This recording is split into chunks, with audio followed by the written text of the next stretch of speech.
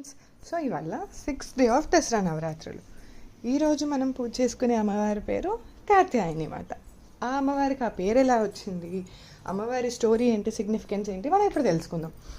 కాత్యాయని మాత కాత్య అనే ఒక ఋషి ఇంట్లో పుట్టింది కాబట్టి ఆ మాతకి కాత్యాయని మాత అని పేరు వచ్చింది.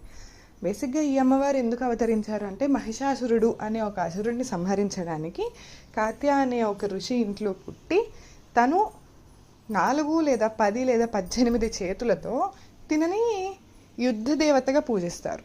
చాలా ఫియర్స్గా ఉంటుంది.